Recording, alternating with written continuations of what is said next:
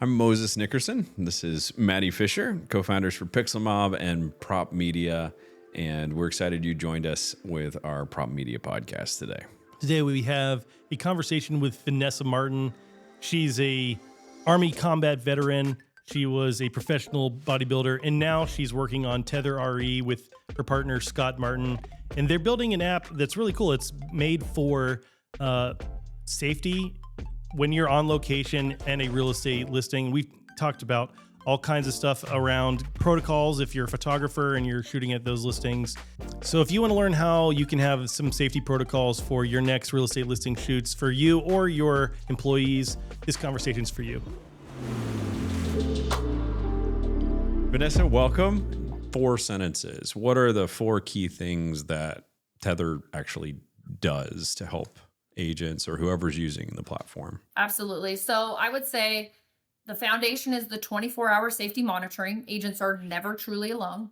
And then we have our 4 lines of defense. You have your pre-screening. So that's your buyer verification. You have your SOS panic feature. You have your proximity safety timer, making sure that you're entering and leaving properties when you should, and the impact struggle alert. So those are your core safety pieces that are layered and travel from contact to close. You have a bit of an interesting career prior to doing anything with real estate. Tell us just a little bit about what you were doing before you ever entered the real estate world. So diverse. It's kind of a grab bag. So I would say that my professional career probably started with the military, and that started actually when I was still in high school. So I joined the military when I was 17 and a senior in high school with the thoughts of just growing up to be awesome.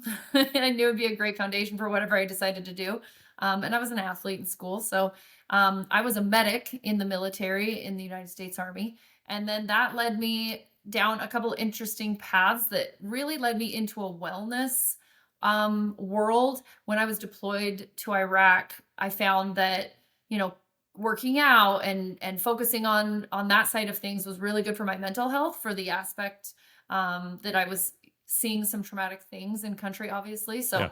I actually came home and opened a gym, you guys, like super random. I was dental school bound before my deployment to Iraq, and then shifted completely into this wellness space. So everything from nutrition coaching and sports performance. I owned and operated a gym for a long time. So yeah, it was a wild ride up until the real estate world found me. So how did the real estate world find you? Well, while working in the wellness space, I made a name for myself for corporate wellness, and I did a lot of corporate wellness for business owners. And that's how I met Scott Martin, who is now my husband and co-founder of Tether RE. But then he was just a business associate in our town. Just a business associate. Just a business associate. It's always the best stories start that way. So ironically, early on, I told Scott, we both had our separate businesses. I told Scott, someday we are going to do something together. We are going to work on a project. I loved the way that he ran business. He was like heart first, like such a good human to his core. And so we laugh about it now because it was obvious foreshadowing. Not only do we have a business together now, but we're married. We started working together early on, even before we were married or dating or anything, on the corporate wellness side through our businesses. And he had a background in the mortgage world. But once we got married and decided to start a business together, that was my entry into the real estate space. I am not a former realtor. I've never been in the real estate space. My passion is the personal protection side.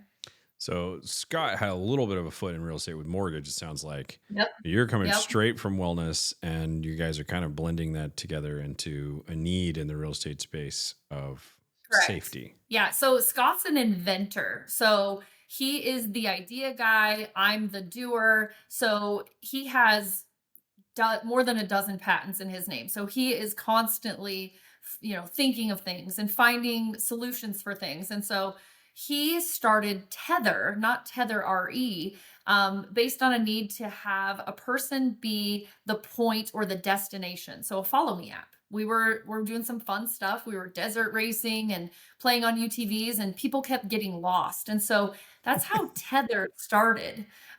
It was supposed to just be fun. It was supposed to just be like this passion project where we could have fun without losing people. And then It does seem over a, important if you're having fun and you keep yes, losing people. Where's Jake? it That's a problem. it Yeah. turns your good day into a stressful day. So it really is important to keep it actually fun. So yeah, over a COVID dinner table though, out of my mouth, probably half full of food was, don't you think real estate agents would use this because they don't put people in their cars anymore, because of COVID? And that was the beginning of a multi-year snowball. So like starting more like a showing concept of not losing your client behind a red light kind of thing.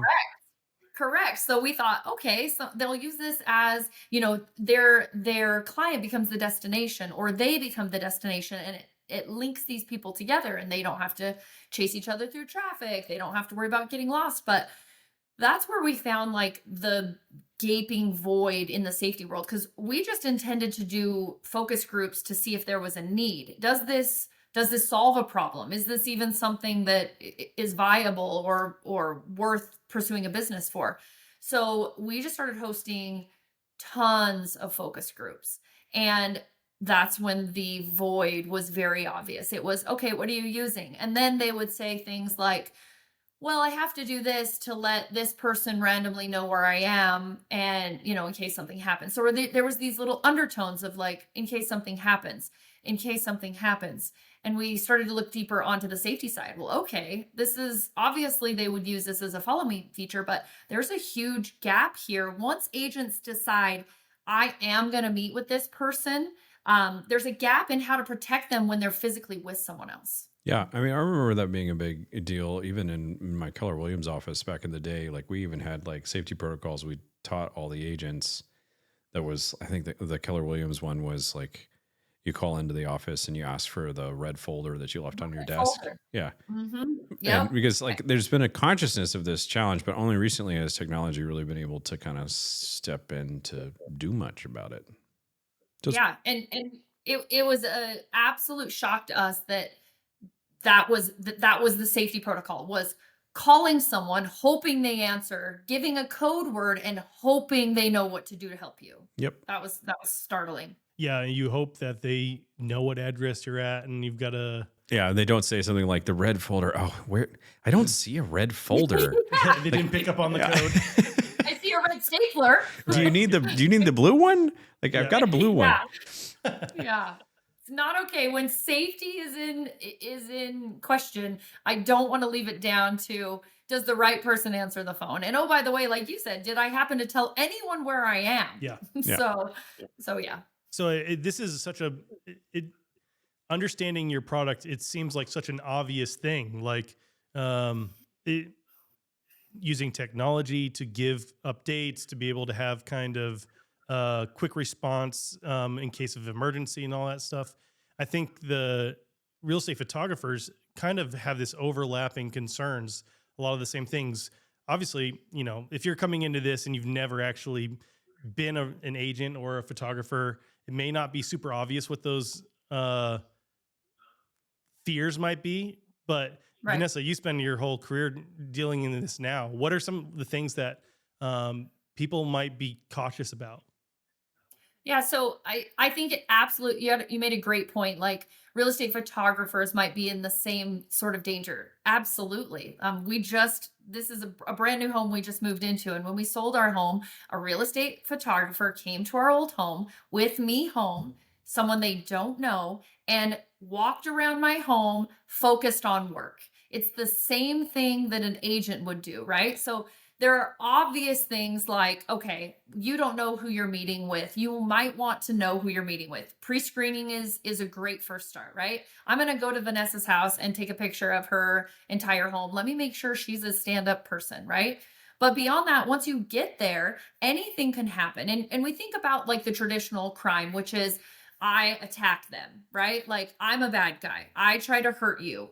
So we have things in place for that. Obviously, we have SOS buttons if something goes wrong. We have impact alerts. If I attack you and your phone tossles to the ground, it's going to call for help. There's proximity timers. If I'm supposed to be in a home for 1 hour and I don't leave within that hour, obviously I want someone to check on me. All of those things translate to all sorts of real estate adjacent properties, or professions rather. But the things that I think that we forget to think about is there can be medical emergencies also. So just because you're like, oh, I know Vanessa, she's an upstanding citizen, I'm not going to check her background, I'm not going to worry about her hurting me. What happens if you just have an emergency? What happens if on the way to the showing you get in a car accident? That's where we've broadened the scope of this safety platform to make this personal protection, right? If you get in a car accident, it's going to automatically detect that impact. It's going to automatically make a phone call for you so that if you're unconscious, you still get help. So I think there's tertiary levels of potential emergencies, right? It could also be used passively. Let's say you stop at a gas station and that gas station is being held up. You can press your SOS button. You can press and hold the 3-second emergency dispatch and just get help to that location. You can then fill up your car and get the heck out of there. And you've actually helped in a passive emergency. So there's a lot of things that I think are important for people to think about. It's not just, oh my gosh, I showed a property or I took pictures of a house of a bad guy, Yeah, I think it's pretty easy to start thinking of all the scenarios, and having shot hundreds of houses, like some of the things you worry about are like squatters in the house. You show up at a house, Yes. it's a vacant home. You don't know if there's someone there. That's been in Sometimes, the news recently. oh, really? In Yeah. like a real estate scenario? Oh, we've Yeah. hit that for Yes. real here in Greenville. Yeah, there was a very, very recent story where the agent went to go open the home, which could happen, same in any vertical. And it wasn't the buyer that attacked her, it was people waiting in the home. Now, it doesn't say, obviously, in the news if that was a squatter or if that person intended to do harm, was waiting for them to victimize them. But the reality is that element of surprise, I mean, it doesn't matter how protected you are or how much of a badass you are. If someone jumps out from behind a closed door at you, they have the upper hand, especially if they have a weapon. Yeah. Yeah. I think it's interesting too. You're talking about some of the things that are in anticipation of going. We talked about like letting people know that you've got a scheduled appointment. What are some of the things that are just like preventative stuff that's not even necessarily like emergencies? Yeah. So, like you mentioned, what we tried to do was figure out where the pain points are. Obviously, there are sets of protocol that real estate professionals are using, right? One of them is tell someone where you're going. Another one is like go during the daytime hours. Another one, maybe take someone with you. Well, let's be real. When we started doing focus groups, they're like, okay, let's talk about these things we're supposed to do. In the winter, almost anywhere, you're going to be showing properties in the dark, right? Like, let's be real. Everyone gets off work at 5 o'clock. It's dark at like 6 o'clock. So that's not realistic to always have your showings be in the daylight. So it's like, okay, we need something better than that. Telling someone where you are all the time. Okay, are you going to remember? Are those people going to be available every time? Are you going to tell the same people? The reality is most agents, eventually they get comfortable and they just stop doing it. You might do it when you're new, or you might do it if you may have a little off feeling. But the likelihood of agents every single time telling someone that could consistently leave in that moment to come help them is very low, right? And then you have, buddy system. You think high-end agents are going to get paid nothing to go ride around with each other all day? Yeah. No, it's just not happens. practical. So yeah, exactly. It's one thing if maybe, they're new and they're shadowing you, but that's just not realistic long term. So we try to make everything automatic, right? And replace that variable. So you're going to have to show properties by yourself and in the dark. So make sure that you can pre-screen right from your phone, see who these people are. You can then have that panic button with you at all times. that impact alert with you at all times, and the proximity safety timer at all times. You don't have to remember to tell someone where you're going because your location can be transmitted during any emergency. So we just tried to figure out the pain points, right? There have been other safety products on the market. We asked about those. Some have come and gone. One of the things, there was one that had you take a picture, right? And agent said, yeah, that's fantastic, but we forget, or it feels intrusive, or, something. So we just tried to take all the feedback from the people that are trying to stay safe. They're trying to do their best and really make it powerful. I think the other huge thing is adding that 24-hour safety monitoring that we have takes out that human element. When I say human, we still use humans, but it takes out my friend, my broker, my spouse, being the one responsible for my safety. I mean, if you try to call me right now for help, my phone's on do not disturb. Yours probably are too, right?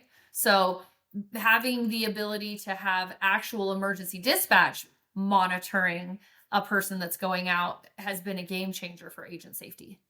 Yeah. I think it's a really big deal that not enough people really think about. Like, I used to run an office of over 200 agents. There were a few agents, just like you said at the beginning, they would ask front desk, can I just check in and tell you where I'm going? But then inevitably they would not. And exactly. There were effectively 0 agents that would let the office know where they were on every single showing. Yeah. So it just wasn't a thing. Yeah, let's be real. Let's say you've got Betty at the front desk that's trying to keep track of all 15 agents because all of a sudden she's been deemed the babysitter, and someone does call with an emergency. Is she trained to do anything? Yeah, well, and in our office, they actually were. It was actually part of onboarding. Like in Keller Williams culture and space, you would talk about this stuff, and you would train a new agent. And even in that space, like Keller Williams is a good training organization, still probably the adoption of a good practice like that was basically 0. So it's one of those things where you don't know you need it until you need it. And so making it automatic and making it something that is just happening seems like the only way it would actually effectively work. We agree. We also have to stick random things into the app to still get it there. So, I mean, we are piecing it together. You've got mileage tracking and some other features, right? Yeah. People ask all the time, why do you have a mileage tracker in a safety app? And it's just simply so that people open the app, right? Safety is, let's be real, safety is not sexy. Safety is something that people have very polarizing opinions of. So I go and I speak nationwide, and you get the people that are like, yeah, I really want this for the more vulnerable, weak people in my office, but I'm fine. Nothing will ever happen to me. And then you have people that are like, safety is absolutely essential. I want this for myself and everyone. And then there's some gray in between. But what you don't find is an office where someone's like, I don't need a mileage tracker. It's just everybody uses a mileage tracker. So I tell people, come for the mileage tracker, stay for the safety. That it's the reason that people will put the seatbelt on, right? From your background in health, I mean, it makes sense. You and Scott are coming together to start something. But I think one question a lot of people would have is real estate, being a realtor doesn't exactly seem really dangerous. I mean, you're just showing houses, right? There's not that big of a, you're not a paratrooper or something.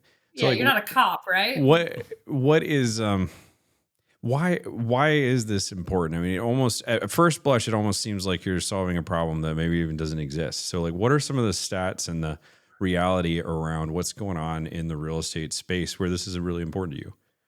Yeah. So it doesn't matter if I talk to brand new real estate agents or seasoned veterans. When we talk about the actual stats that they have access to, they are completely unaware. So if you go directly from the most recent safety study done by the National Association of Realtors, 60,000 agents were victims of crime. That's a lot. Just last year, or? Yes, in 1 year. So okay. And when I hear a stat like that, though, I have to ask, okay, victims of crime. If I as a realtor sent a client to a sheriff's website, I usually give them a caveat of usually that's a guy peed on a building or there was some Yeah. graffiti. Like it's all these little tiny things. Or is that a bunch of tiny things, or are those like what makes up that? The stat of, as far as breaking it apart, they never break it apart because there are a lot of crimes in there. There could be, among those crimes could be, I walked into a house to show a property and the person that lured that person in sent someone else to break into their car. So these could be theft. Okay. These could be identity fraud, possibly. But the stats, the information that we uncovered shows that almost half of those are violent crimes. So we are 100% sure that agents have no clue that this is happening. They only see the headlines, right? But the reality is the Bureau of Labor Statistics ranks it among one of the top 10 most dangerous professions. When you link it into the real estate space, including property management and other verticals, you have to think about this. This is one of the few professions where you could, as a bad guy or girl, a bad person, you could stalk, gather information, and find out a lot about your victim very easily, because the real estate world puts a lot of its presence out on social media. So once you've hand selected your victim, you can make one phone call and get alone in an empty property with your person. So it is inherently vulnerable. And that's just talking about showings where these people are willing to make a phone call and have the possibility to be traced through that phone number. Think about open houses. Zero ability to know who's going to show up as the agent. Anyone can just walk in those doors. You just anyone. blast it out to please come. Oh, by the way, I have cookies. I'll give you cookies. By the way, you can get food, access to a rich person's jewelry, and me. Let's go, right?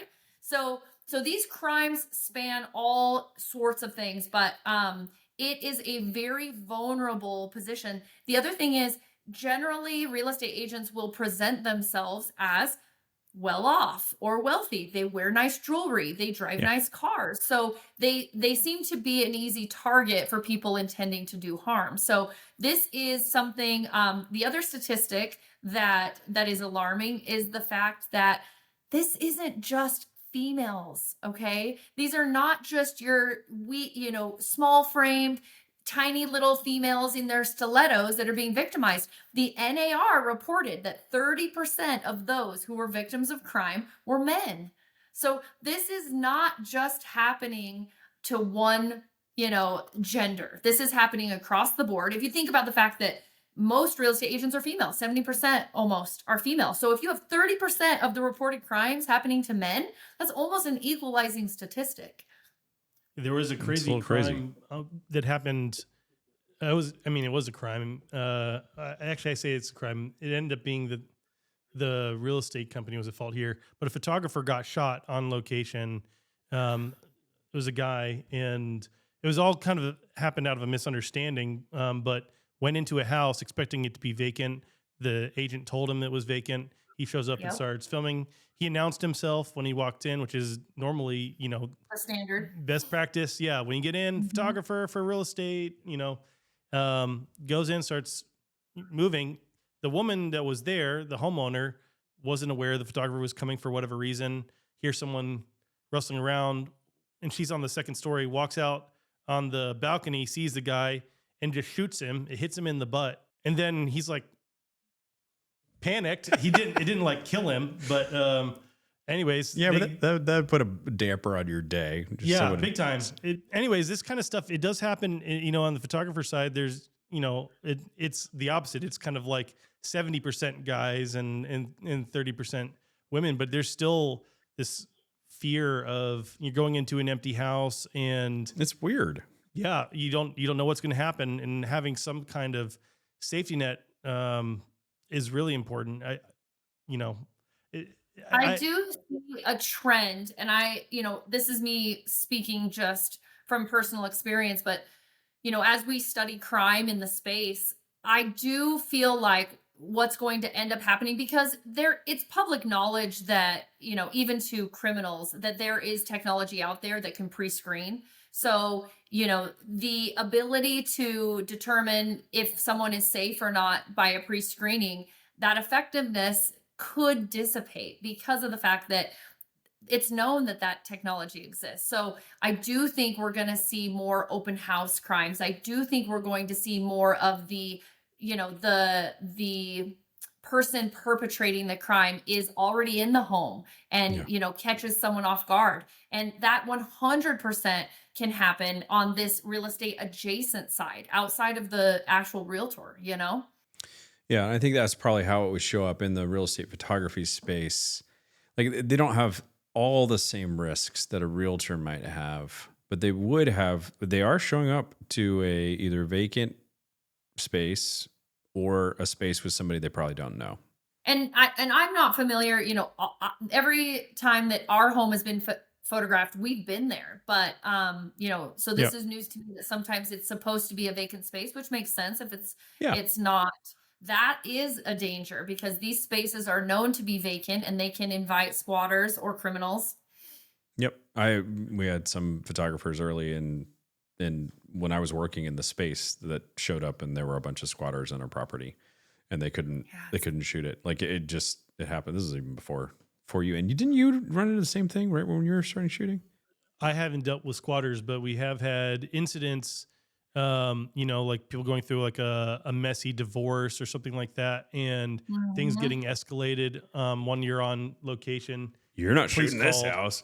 Yeah. One person is actually not in favor of the house being sold. Exactly. That would be a little awkward. Exactly. Awkward.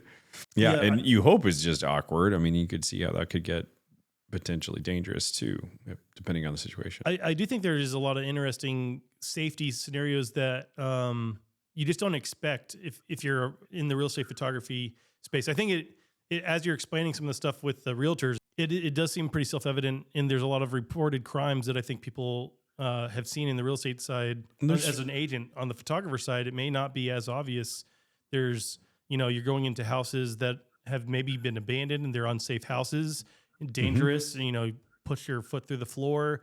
There's wild animals. Sometimes there's not wild animals. If you're watching this on YouTube, put the craziest house you ever walked into. Pretty crazy stories down below, because some of it is pretty crazy when we've had these threads on Facebook and stuff like that. Neighbors don't like having drones flying over their house. Oh yeah, in South Carolina, we've had threats of shooting the drones and to shoot people that are operating the drones. Yeah, that's a danger that I didn't write on my. I'm going to add that to my list. When you're threatened for flying a drone with death. Yes, surveillance death. Yeah, right. It's. And there's other weird things too. I think that photographers go through that. I don't know if you have solutions for these things, or maybe there's an opportunity here for you. But photographers, I felt oftentimes I'm going into someone's house and they potentially feel threatened by me being in their house, and they don't know who I am. I want them to feel comfortable, and of course, you try to do what you can to be personable. But photographers, part of the risk potentially is. Someone may claim that, I had a $20,000 necklace. Yeah, sitting on my dresser, and now it's not there, and they took it, and that kind of stuff. I don't know if we've ever, maybe once had a claim like that, but I've definitely heard people have gone through stuff like that. We had a real estate agent ask us about something that happened, but I don't think we ever actually had like a complaint. But it can happen. I mean, obviously, we didn't take anything. There's always this question. And when you've got dozens and dozens of people going through the house, I mean, you're thinking about everyone, and you don't know exactly when it went missing. Yeah, I think, there's not a direct solution there, but if you're using Tether, it's going to track your miles and where you were when. So if there was a time discrepancy, maybe if they determined something and there was 15 agents and it went missing at a certain time, I mean, you have your timestamp to possibly pull you out if they can narrow it down on the crime side. When you were there. Yeah. Mm-hmm, when you were there. Exactly. Isn't there some part of Tether that like links to there's like an agent side, because it's designed for the real estate agent and the client side, right? Like, Yes. Yep. is Yes. is there a world to create like a pocket of safety between the photographer and the homeowner? Maybe, I don't know if that's So it's funny you should mention that because we are actually working on a consumer product currently that is the other side, right? We always assume the agent's the good guy, but yeah. No, there's we're from Greenville, so our most famous yeah, crime story in Greenville is yeah. a serial killing realtor. There you Um, go. Trapping people, yeah, and trapping people That kidnapping people. in Yeah. shipping crates and crazy, crazy crap. That is insane. Now I'm gonna have to Google that one. So yes, we have started. I mean, we are actually almost completed on the consumer side because we thought the same thing. Like we want the agent to also have that piece of, or excuse me, the buyer, The to buyer, also have yeah. that peace of mind. Yeah, we've actually even toyed with the idea of giving some sort of a stamp of approval if someone uses Tether, meaning we do a background check on Yeah. the agent who purchased it Yep. first.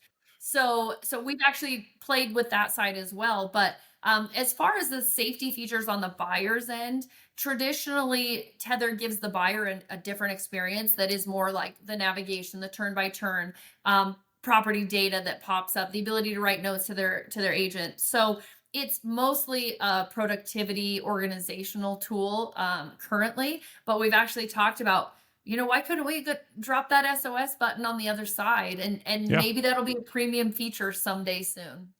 Yeah, well, I think we should talk about that because I think that's something that photographers would benefit from being able to advertise. Like you were talking about, like verifying Yeah. an agent or something like Yeah. that. Like Any vendor, I'm a really. Tether safe photographer. any kind of like in the PropMedia platform where photographers can advertise, like I have this particular technology and I have this particular type of product that I can offer. It's all about like being able to tag and zero in on the type of photographer you want. Well, if you're really safety conscious, it'd be great to be able to zero in on this is a background checked photographer that Yes. I'm comfortable sending into Well, people's houses or bringing into my own home.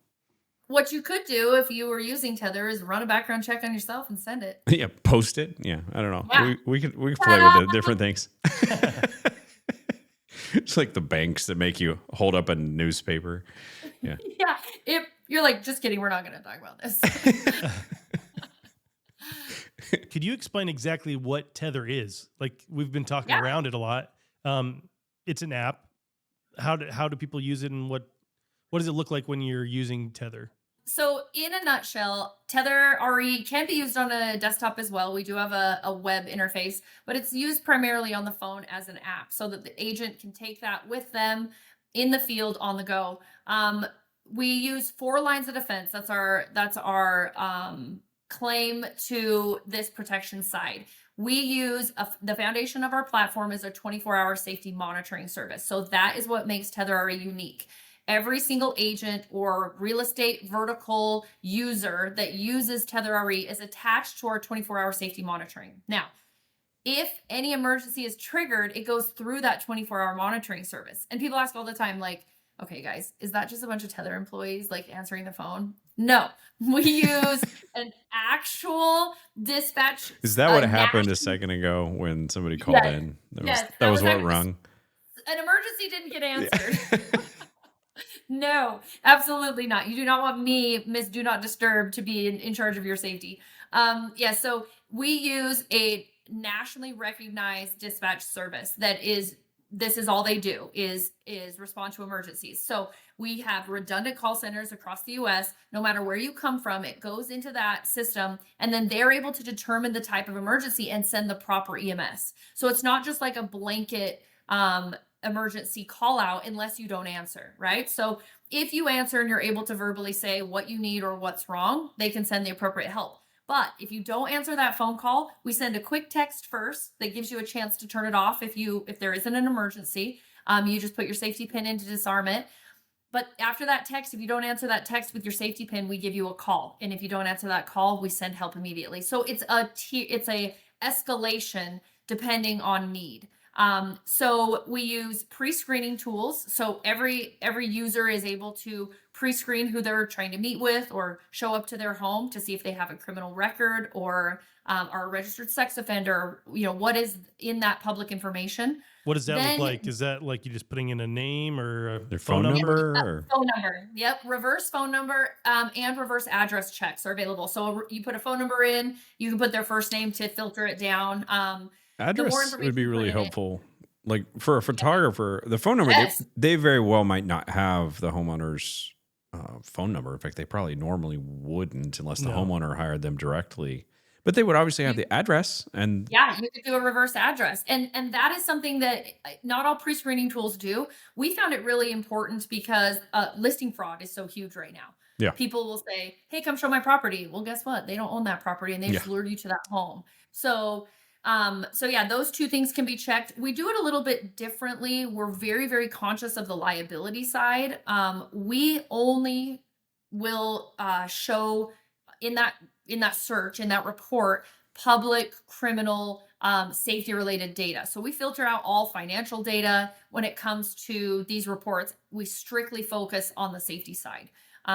We're really just trying to make sure that the agents are protected. We have a lot of associations that provide this to agents, and we don't want them to get any information that could be any sort of consent related violation. So there are different rules for different pieces of information that are pulled. So we filtered on our end so the agent never has to worry about it. So that check happens first, and then they have all the other tools that follow them in the field. So they have an SOS alert. They can press that button anytime they feel unsafe. When they press that SOS alert, they have the ability to long press for an immediate discrete alert. So that could be hostage situation, or maybe you're in a situation where you're hiding and you don't want to give away your location. That will just immediately send help to your precise location.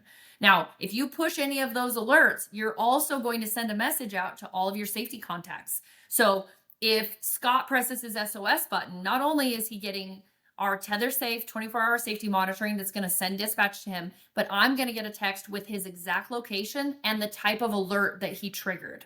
So I can still respond as his, spouse and go make sure he's okay. But I have that peace of mind knowing that fire or police or EMS or whatever emergency is triggered is also being sent to him right away. So then you have the proximity safety timer. That is set automatically. That's based on geolocation. So the agents put the address in, or a photographer could put the address in that they're shooting a home, and it automatically turns on when they get close to that property. So it senses that geolocation, and then it turns off when they leave. So if they set the window for an hour and they come and go in that hour, nothing happens. But if they stay in that home for too long, which is generally a sign of being held against your will or being injured, then we do the same thing. We're going to text, we're going to call, we're going to make sure you're okay.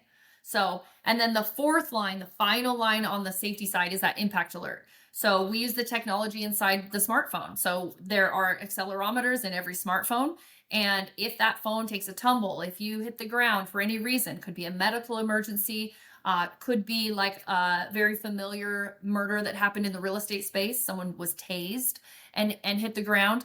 All of those things are going to cause that same alert. And we did some really smart things based on like studying the crimes.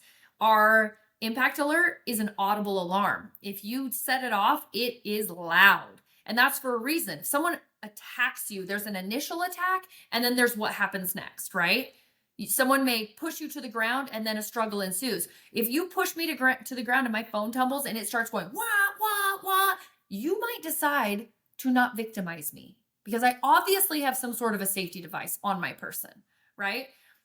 If you're in a car accident and it goes off and it's flung to the back of the car, you can find your phone again and go, do what you need to do. But we tried to just make it really smart, really intuitive. We study crime and we want to make sure in any possible scenario, the professional is protected. Big one. People say all the time, what happens? Because this is a common thing that happens in crimes. What happens if I get taken and they discard my phone because they don't want me to be tracked? Well, by tethering to your buyer, we have the ability to track the buyer's location as well. That's built in the technology that is embedded into that productivity piece. Yeah, your buyer gets turn by turn navigation to all the places you're going. But oh, by the way, in an emergency, we can also track their location if they have you. So if you're familiar with Beverly Carter's case, they took her, and having the ability to know exactly where she was, exactly where the perpetrator was, and all of those emergency services through the way. We know that she felt uneasy in that property at some point because the people that were supposed to show up didn't show up. It was just a man. She could have pressed that SOS button when just the husband showed up and not the husband and the wife. We also know that she was tased. That would have caused her to have a tumble to the ground. She was thrown in the trunk of a car, which also would have been an impact. The details on the time, I'm not personally privy to, but the likelihood is, because of all of this happened in the showing, that her safety timer also would have gone off had she had it. So we try to take all the pieces into account. But the bottom line in a lot of these crimes is, what's the first headline? Realtor missing. It's the first headline. Then the next headline usually comes, right? Realtor found, realtor murdered, realtor sexually assaulted. So, but that missing part, having the ability to not, okay, now we have to figure out where this person is and how we get to them. It's an immediate dispatch, and time is super important in those kind of situations. There's so much technology already just built into the phone. It's take advantage of it. We're just leveraging it. Yeah, exactly. That's pretty awesome. That sounds like a really cool tool for people to be able to stay safe. But I think most tools, the tool can be super cool, but if people don't use it right or use it well, or it's just not in a space where it can be used very well, sometimes it doesn't do what it's supposed to, right? So like what do you think needs to change in realtors' awareness, real estate culture, the industry? Like, where do we need to go if this is really one of the most dangerous, top 10 most dangerous industries? How do people help with that? What needs to change?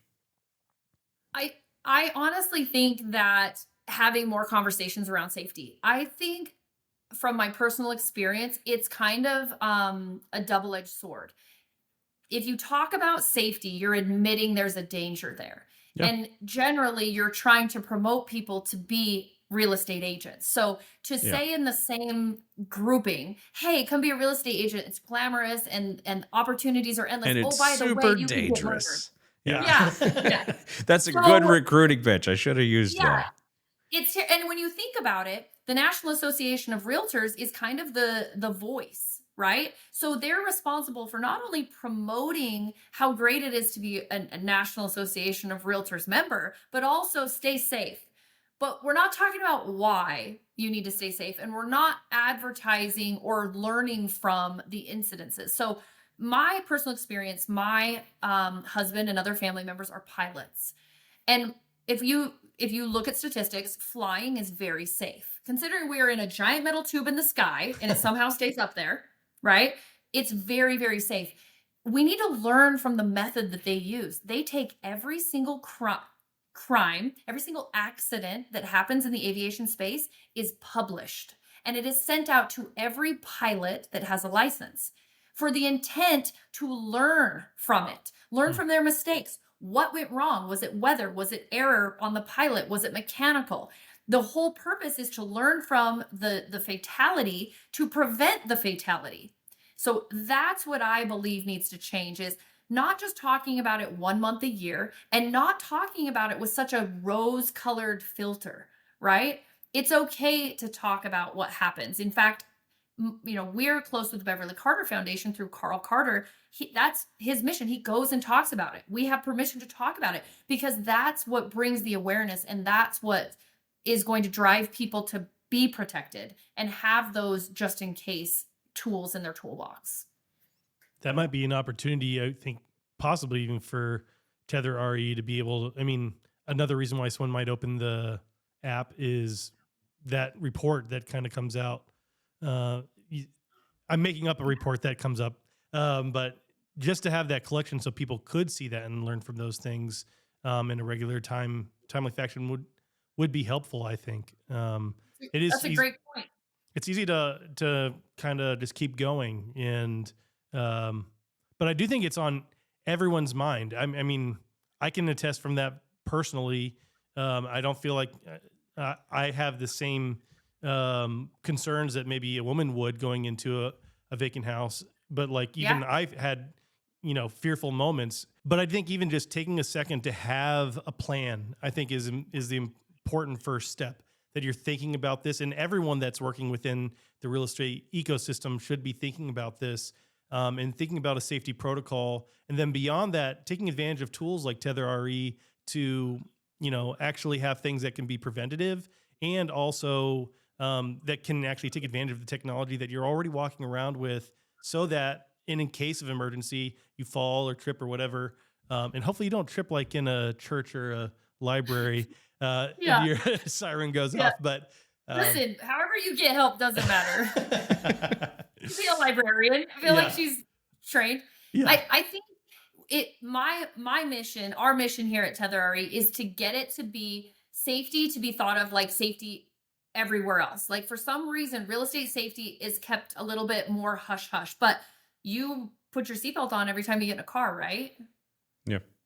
Do you think you're going to get in an accident today? Do you are you planning on road raging? No, you just do it because there is a chance that something could happen. Something out of your hands could happen. Yeah. We want it to have the same feel, right? The likelihood, we hope no one ever has an emergency that is life-threatening. But if you do, we hope you have the tools with you to be able to get help when you need it. Awesome. Well, Vanessa, thank you so much for joining us today. We hope this is super helpful for people to have some of that awareness in our corner of the industry and start thinking about what is a really important thing for anybody to address. Any gender, whether you're a photographer or a realtor, something you should at least have a plan about. Agree. Where can people find you and follow Tether RE and the work you're doing? So easy to find us. TetherRE.com has all of our contact information. We're also searchable on all socials. And you can find me through my email anytime, Vanessa@TetherRE.com.